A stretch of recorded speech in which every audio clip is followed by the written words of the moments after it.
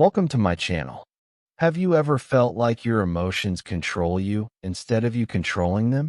One moment you are smiling and everything feels good, and the next moment you are angry or sad, and you do not even know why. Sometimes emotions come like waves, strong and sudden, and we feel lost inside them. Have you ever asked yourself, why am I feeling this way? Why can't I stop this mood? If you have, then you are not alone. Every person, no matter where they live or what language they speak, has felt this way. But here is the good news. Psychology gives us a secret map, a guide, to understand our feelings and even master them.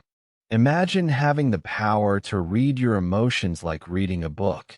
You open the page, you see the word, and suddenly everything makes sense. That is what emotional fluency means. The ability to recognize, name, and guide your emotions in the right direction. Just like learning English makes it easier to talk to people, learning the language of emotions makes it easier to talk to yourself and understand others. Now think about this. How many times in your life have you said something you did not mean just because you were angry? Or maybe you stayed silent when you wanted to speak because sadness closed your mouth. These are moments when emotions were in control of you. But what if you could turn that around? What if you could be the driver and your emotions were just passengers? You could decide when to listen, when to calm them down, and when to let them guide you. Stay with me till the end of this video, because what you will learn today is not only about emotions, but also about building emotional fluency, the language of feelings that can change the way you live, the way you speak, and the way you connect with others. Chapter 1. The Language of Emotions. Have you ever thought about emotions as a language? It may sound strange at first, but it is true. Emotions are like words in a secret language, and every person in the world speaks this language, even if they never studied it in school.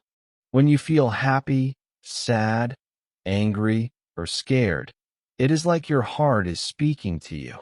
The problem is, many of us do not understand what this secret language is saying. We feel the emotion, but we cannot name it, and we cannot explain it. That is why emotions sometimes control us instead of us controlling them. Think about learning English. At the beginning, you must learn the basic words. If you do not know the words, you cannot make sentences, and you cannot share your thoughts. The same is true for emotions. If you do not know the names of your feelings, if you do not understand what they are trying to say, then you cannot communicate with yourself. You feel lost, confused, and sometimes even scared of your own heart. But once you start to learn the words of emotions, everything becomes more clear. So let us start with the basic emotions, the ones that almost all psychologists agree are the foundation of human feeling. They are happiness, sadness, anger, fear, surprise, and disgust. These 6 emotions are like the alphabet of feelings. With these, we can build many more complex emotions. Just like with letters, we can build words. Happiness is that warm light inside you when you smile. Sadness is the heavy cloud that makes you feel like crying. Anger is the fire that burns when something feels unfair. Fear is the cold hand that makes your heart beat fast when danger is near. Surprise is the sudden, oh, when something unexpected happens. And disgust is the feeling of pushing something away because it feels wrong or unpleasant. Now, let me ask you, can you remember the last time you felt sudden anger? Maybe someone said something small, but it hurt you deeply, and suddenly you felt fire inside. Or can you remember the last time you felt sadness without really knowing why? Maybe you woke up and just felt heavy, or maybe you listened to a song that made you cry. These are moments when emotions came quickly, like secret words written on your heart, but you did not know how to read them. Here is the powerful truth. The moment you name an emotion, you start to control it. Think of it like catching a butterfly. When it is flying wild, it is hard to understand. But when you gently hold it in your hand, you can see its colors, its shape, and you can understand what it is. The same is true with emotions. When you say, I feel angry, suddenly anger is no longer a mystery.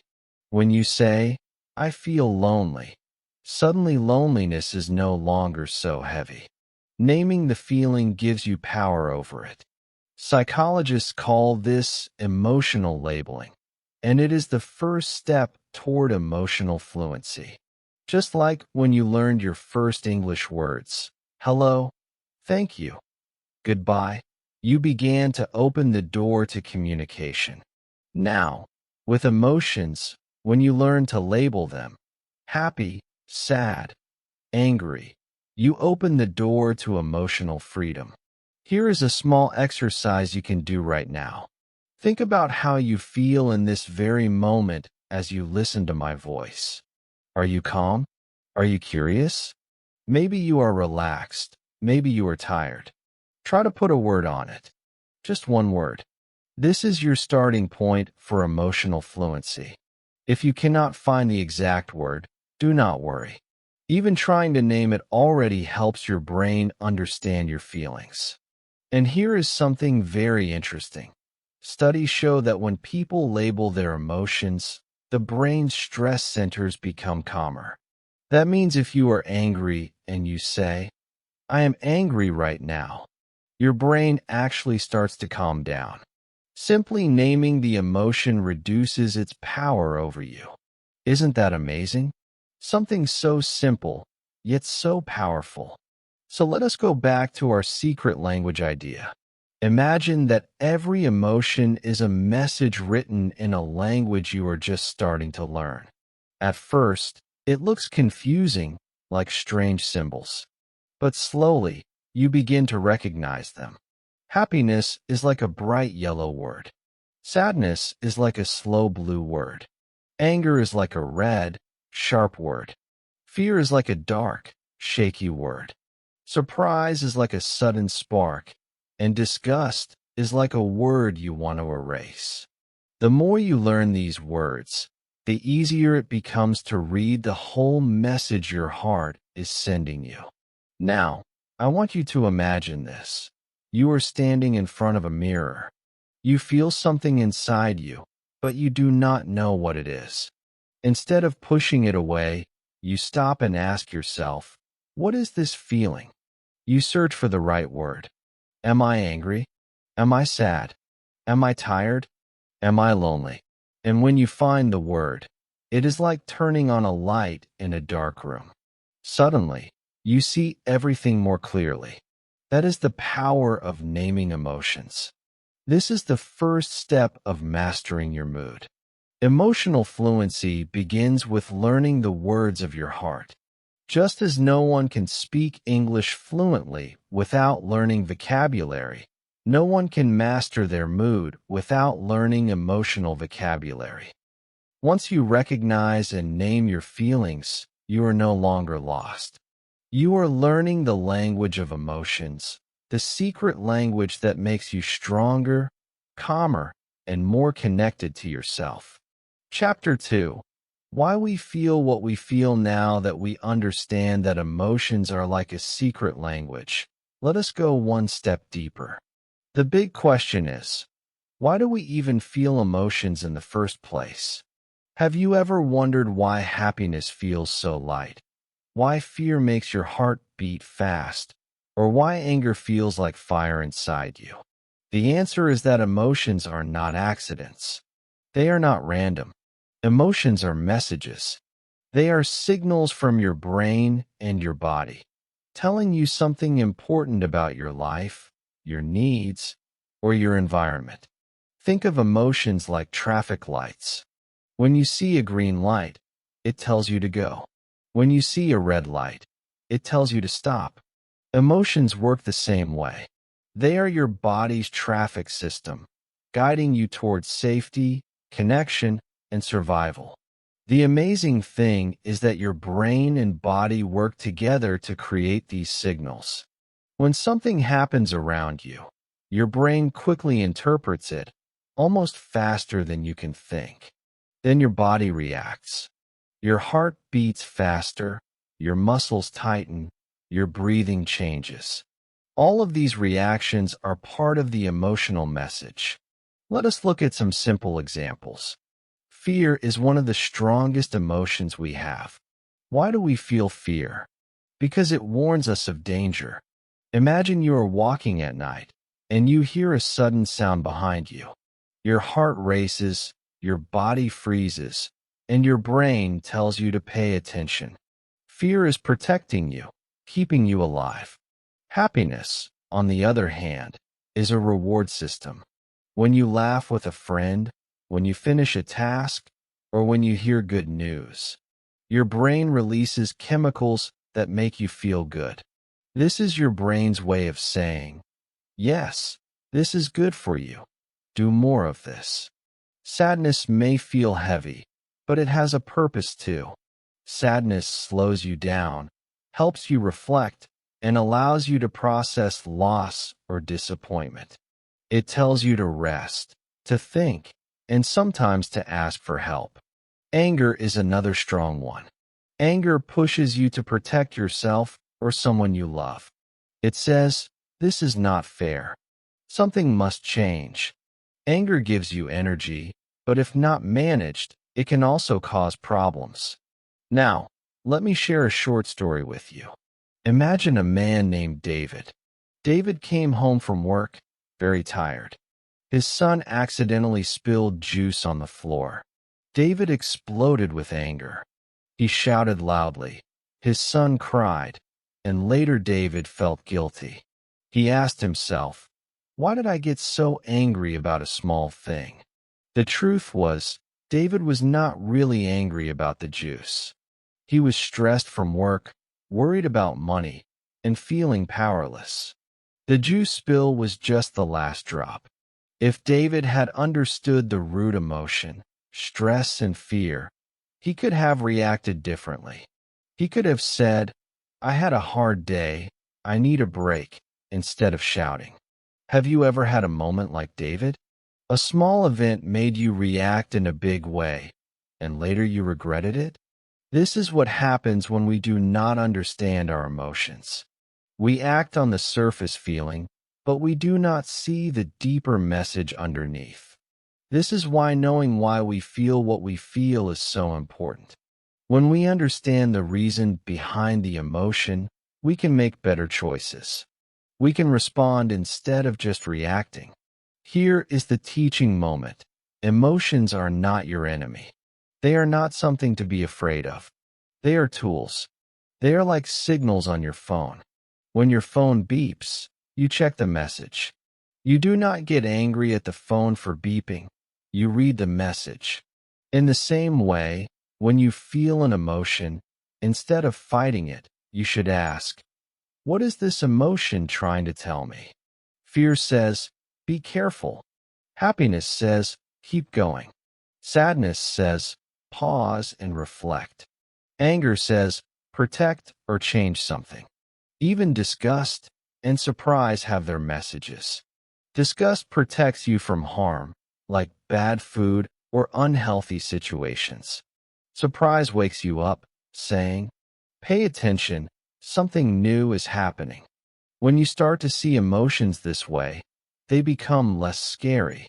Instead of being confused or controlled by them, you begin to use them. They become like a compass, showing you where to go. And here is the magic. Once you learn to read these signals, you stop feeling like emotions are storms that attack you. Instead, you see them as guides that support you. So, why do we feel what we feel? Because our brain and body are always trying to help us survive, connect, and grow.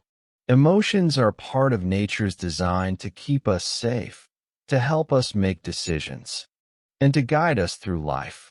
The challenge is that many people never learn to listen to these signals. They either ignore them, push them away, or react without thinking. But you are learning something different. You are learning that emotions are not problems, they are messages. The next time you feel a strong emotion, pause for a moment. Instead of saying, "I hate this feeling," ask yourself, "What is this feeling trying to tell me?" That simple question can change your whole relationship with emotions. You will begin to see them as useful, not as enemies. And that is the beginning of mastering your mood. Chapter 3. The Mood Trap. Now that we understand emotions and why we feel them, let us talk about something a little different, but very important: moods. Many people think emotions and moods are the same thing, but they are not. Emotions are usually short and sharp, like flashes of lightning. You feel fear for a few seconds when you hear a loud noise. You feel joy when someone gives you a gift. These emotions come quickly, and they also leave quickly. But moods are slower, softer, and they last much longer. They are like the weather in your mind. Instead of lightning, moods are like cloudy skies or sunny days. They can last for hours, sometimes even the whole day, and often you do not even know why they started. Have you ever woken up in the morning and just felt low? Nothing bad happened. No one upset you. But for some reason you felt heavy and sad. That is not an emotion. That is a mood. Or think of the opposite. Maybe you received good news in the morning, like passing a test or getting a compliment, and suddenly the whole day felt brighter. Even when small problems came, you stayed positive because your mood was already good. This shows the power of moods. They are not as sharp as emotions, but they stay with you much longer, shaping how you see the world. Here is the tricky part. Moods can trap us. Imagine this situation. You are in a good mood. You are walking outside, and you see a friend. They smile at you, and you smile back. Everything feels light and easy. But now imagine the opposite. You are already in a bad mood. Maybe you spilled your coffee in the morning, or maybe you woke up tired. Now you walk outside and see the same friend. They do not smile right away because they are busy with their phone. But in your bad mood, you think, "Why are they ignoring me? Did I do something wrong?" Suddenly, your whole day feels worse. The mood colors everything. Let me ask you, have you ever had one small problem ruin your whole day? Maybe you were late for the bus, or someone said one unkind word, and suddenly everything after that felt negative. That is the mood trap. A single small event pulls you into a bad mood, and then everything you see feels darker, heavier, and harder. It is not that the whole day was truly bad. It is that your mood shaped the way you experienced it. This is where emotional fluency becomes very powerful. If you can learn to spot the beginning of a bad mood, you can stop it before it takes over. Think of moods like snowballs. At the start, they are very small. A little disappointment, a small stress, or a small mistake. But if you let it roll, it grows bigger and bigger. By the end of the day, the snowball is so big it crushes you. But if you notice it early, when it is still small, you can stop it from rolling. Here is a simple example. Imagine you wake up and feel low.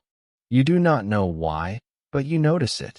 Instead of ignoring it or letting it control you, you say, "Okay, I am in a low mood today. Maybe I need some sunlight, or maybe I need to talk to a friend." You take action early, and the mood does not grow. Or imagine you spill your coffee. Instead of saying, "This is the worst day ever," you say, "It is just coffee, nothing more." You stop the snowball from rolling. The key is awareness. Most of the time, moods control us because we do not notice them at the start. We only notice when the mood is already very strong. But if you can train yourself to ask, "What is my mood right now?" you gain power. It is like checking the weather forecast. If you see it as cloudy, you take an umbrella. If you see your mood is cloudy, you can prepare yourself too. And here is the teaching moment. Moods are not enemies, just like emotions are not enemies. They are signals too, but softer and slower. A bad mood might be telling you that you are tired, or stressed, or that you need rest. A good mood might be telling you that you are aligned with what makes you happy. When you understand this, moods become less dangerous and more useful. So, the next time you feel your day slipping into negativity, pause and ask yourself, am I falling into the mood trap? Am I letting one small problem control everything? By noticing the trap, you free yourself. You can choose to stop the snowball, take a deep breath, change your focus, and create a different outcome for your day. Remember this: emotions are quick messages, moods are longer weather patterns. Both are part of being human. But when you learn to notice and guide them, you stop being a prisoner of your feelings and start becoming the master of your mood. Chapter 4: Tools to Master Your Mood. We have learned that emotions are signals and that moods are like weather patterns in our mind. But now comes the important question: how do we manage them? How do we stop emotions and moods from controlling us and instead guide them in the right direction? The truth is, no one can avoid bad moods forever. They are part of life. But we can learn tools, simple psychology-based tools, that help us master our moods instead of being trapped by them. Let us begin with one of the simplest tools: deep breathing. Right now, wherever you are, I want you to try this with me. Take a slow, deep breath in, hold it, and then let it out gently. Do it one more time. Inhale slowly, hold, and exhale. How do you feel? Even with just 2 breaths, you probably felt a little calmer, a little more in control. Why? Because breathing directly connects to your nervous system. When you breathe slowly, your body sends a message to your brain. It is safe. You can relax. This small action can stop anger, fear, or stress from growing stronger. The next time you feel your mood slipping, remember, you can always return to your breath. Another powerful tool is journaling. Writing down your feelings is like opening a window in a stuffy room. Imagine carrying heavy bags all day. Your arms would get tired. Emotions are like those heavy bags, and journaling is putting them down for a while. You do not need to write something beautiful or perfect. Just write what you feel. I am angry because, or I am sad today because. Even a few sentences can help. When you write, you see your feelings more clearly, and they lose some of their power. Now let us talk about naming emotions, which we touched on earlier. Remember how we said emotions are like a secret language? Naming them is the first step in translating that language. If you feel bad and just say, "I am in a bad mood," it stays heavy and unclear. But if you say, "I feel disappointed," or "I feel tired," suddenly you understand the signal better. Naming emotions is a tool because it transforms something vague into something clear. And once it is clear, you can deal with it. Another simple but very effective tool is taking a short walk. You might think walking is just exercise, but it is much more. When you move your body, your brain releases chemicals that lift your mood. Walking outside also changes your environment, which breaks the cycle of negative thoughts. Think about it. When you stay in one place, your mind can circle around the same problem again and again. But when you move, your mind starts to move too. Even 5 minutes of walking can shift your mood in a new direction. Now, one of my favorite tools, positive self-talk. This means speaking to yourself the way you would speak to a friend. Many of us are very kind to others, but very harsh to ourselves. Imagine your best friend made a mistake. Would you say, "You are so stupid, you always fail"? Of course not. You would encourage them. It is okay. You can try again. You are learning. But when we make mistakes, we often talk to ourselves in cruel ways. Positive self-talk is changing that voice inside. Instead of saying, "I am worthless," you say, "I am learning." Instead of, "I can't do this," you say, "I will try." It might feel strange at first, but your brain listens to your words. Positive words create positive moods. Now, let me pause and give you an emotional spike. A small interactive moment. Right now, I want you to think of one phrase of positive self-talk you can tell yourself today. Maybe it is, "I am stronger than I think." Or maybe, "I will not give up." Whisper it softly to yourself. Feel how different it sounds compared to negative words. This is how small tools create big changes. Here is the teaching moment. Mastering your mood does not mean you will never have bad moods again. That is impossible. We are human, and life will always bring challenges. Mastery means guiding your moods, the way a driver guides a car. Sometimes the road is smooth, sometimes it is rough, but the driver keeps holding the wheel. Your moods may try to pull you left or right, but with tools like breathing, journaling, naming emotions, walking, and positive self-talk, you can guide yourself back to balance. Think of it like this. You are not trying to fight against moods, because fighting often makes them stronger. Instead, you are learning to guide them, gently but firmly, toward a better direction. Just like a river cannot be stopped, but it can be guided to flow more smoothly. The next time you feel a bad mood beginning, do not panic. Ask yourself, what tool can I use right now? Maybe just one deep breath. Maybe writing one sentence in your journal. Maybe walking outside for 5 minutes. Maybe saying one kind sentence to yourself. These small tools may look simple, but together they are powerful. Remember, the goal is not perfection. The goal is progress. Each time you use a tool, you grow stronger. Each time you choose to guide your mood instead of being trapped by it, you prove to yourself that you are the driver, not the passenger. And that is the real meaning of mastering your mood. Chapter 5. Emotional Fluency in Daily Life. We have talked about emotions, moods, and the tools to master them.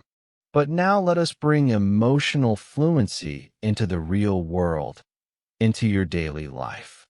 Because emotional fluency is not just about understanding yourself, it is also about how you connect with others. And here is the truth. Communication is not only about words. It is about feelings. If you learn to express your feelings clearly, your relationships become stronger, your learning becomes easier, and even your success at work can improve. Think for a moment about how often people say, "I'm fine," when they are not fine. Maybe you have done this yourself. You feel upset, but you say, "I'm okay," or "I'm fine," because you don't want to explain. The problem is, when we hide our emotions, people cannot really understand us. The connection stays weak. But what if you could say, "I feel frustrated because I studied hard for my exam, but I still made mistakes." Or, "I feel lonely because my friends are busy." These sentences are simple, but they are powerful. They help others understand your inner world. That is emotional fluency in action. Let me give you a small example. Imagine two friends, Anna and Maria. Anna was waiting for Maria at a cafe. Maria arrived late, but she didn't explain why. Anna felt angry. When Maria sat down, Anna said in a sharp voice, "You never care about me." Maria felt hurt and replied, "You always think the worst of me." They argued and left the cafe unhappy. Now, let's look again with emotional fluency. Anna could have said, "I feel upset because I was waiting and I worried you forgot about me." Maria could have replied, "I feel stressed because my bus was late and I didn't want to make you wait." Can you see the difference? Instead of attacking each other, they shared their feelings. This simple change could have saved their friendship from unnecessary pain. Have you ever had a misunderstanding with a friend or family member where you said something quickly and later wished you could take it back? This is a moment where emotional fluency could have helped. When we explain our emotions with calm words, people listen better. It prevents small problems from growing into big fights. But emotional fluency is not only for relationships. It is also important for learning. Yes, even for learning English. Think about it. If you feel nervous about speaking English and you don't say it, your teacher or your friends might not know. But if you say, "I feel nervous when I speak because I don't want to make mistakes," your teacher can support you. Your friends can encourage you. And suddenly, the fear feels smaller. Emotional fluency helps you be honest about your learning journey, which makes it easier to improve. And what about the workplace? Imagine you are working with a team. Something is wrong, but you stay silent. Inside, you feel frustrated, but outside you just nod.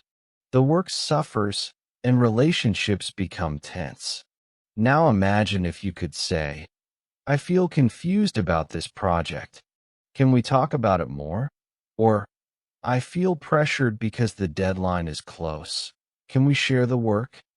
Instead of conflict, there is cooperation.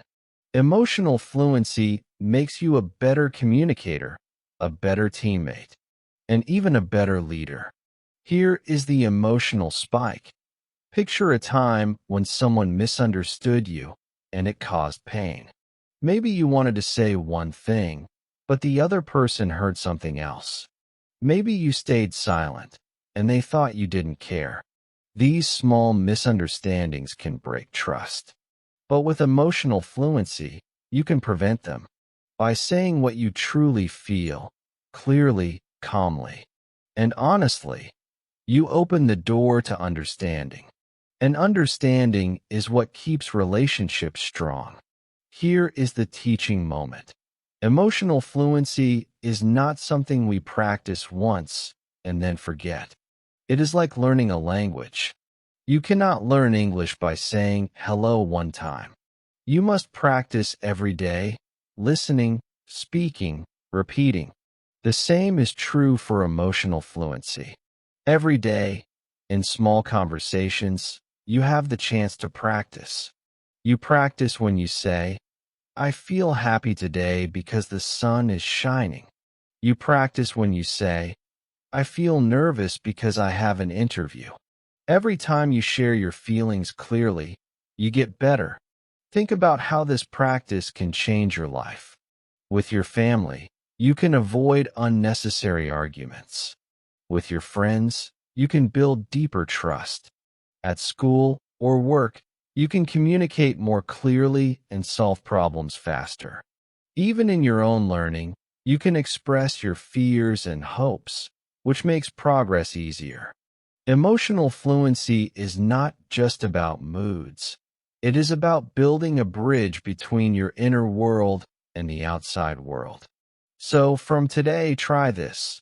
Instead of hiding behind, "I'm fine," share one small feeling each day. It does not need to be big or dramatic. Just say, "I feel excited because I learned a new word today," or "I feel tired because I studied late." These small sentences are like bricks. Over time, They build the strong house of emotional fluency. Remember this: emotions connect us as humans. We may speak different languages, live in different countries, or have different lives, but we all feel joy, sadness, anger, fear, surprise, and love. When you learn to express these feelings clearly, you are not just improving your communication, you are improving your life. Chapter 6. Becoming the master of your emotions. We have traveled a long way together in this journey of understanding emotions and moods.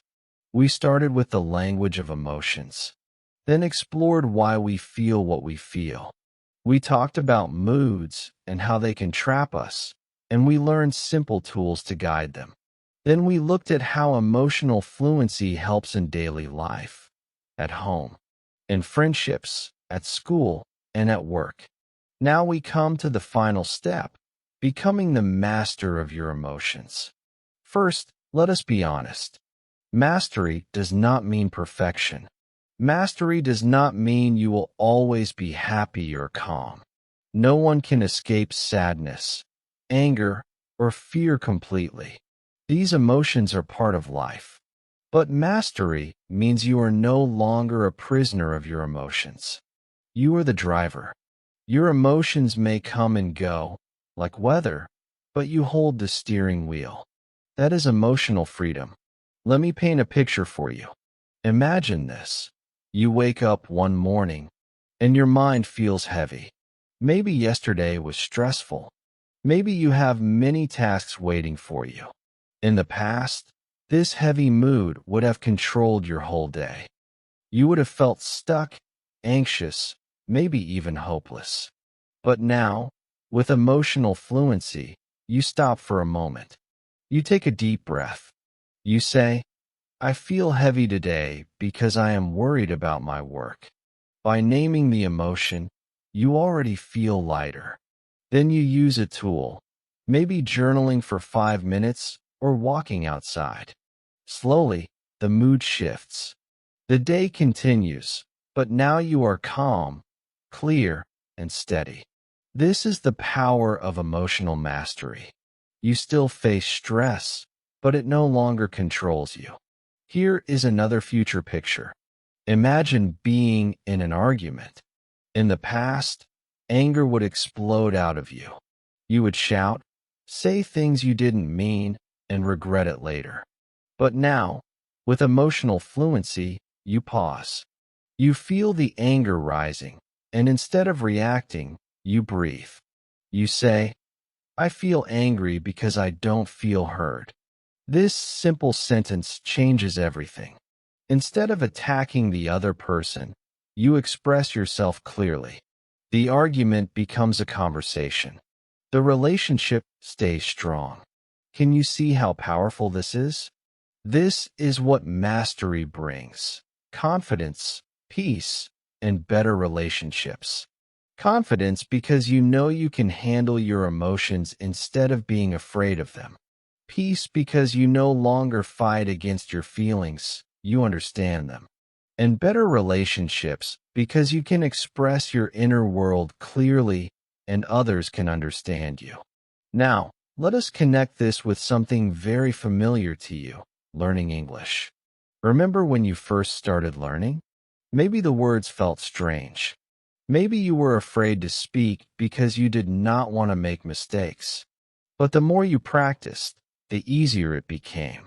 Day by day, your vocabulary grew. Day by day, your confidence grew. Learning emotional fluency is the same. At first, it feels strange to name your emotions or to use positive self-talk. But the more you practice, the easier it becomes. Every day is one step forward. Here is the teaching moment. Mastery is a lifelong practice. Just like English learning never truly ends, there are always new words, new expressions. Emotional fluency also never ends. There will always be new situations, new challenges, new moods to guide. But instead of being a burden, this can be exciting. Every day gives you a chance to practice. Every day gives you a chance to become stronger. Think of your future self 1 year from now if you start practicing today. You will not be the same person. You will be calmer, clearer, and more confident. You will face challenges with steady hands and an open heart. People will notice. They will say, "You seem so peaceful," or "You handle stress so well." And inside, you will know the truth. You have become fluent in the language of emotions. But do not wait for a year. Start today. Start small. Share one emotion with a friend. Write one sentence in your journal. Take one deep breath when you feel stress. These little steps are like seeds. With time, they grow into a strong tree of emotional fluency. And that tree will give you shade, strength, and peace for the rest of your life. So remember this: mastering your mood is not about avoiding emotions. It is about understanding them, naming them, and guiding them. You are the driver. You are the master. And with practice, every day gets easier, just like learning English. If this video helped you understand the secret power of mastering your mood, then please give it a like. It really supports this channel and tells me you want more lessons like this.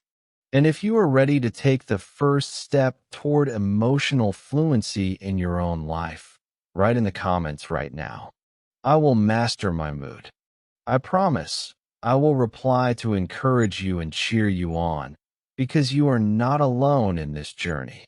And most importantly, don't forget to subscribe to my channel for more easy and powerful lessons.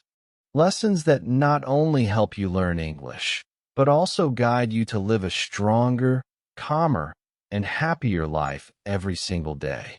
Together, we will grow in both language and in life.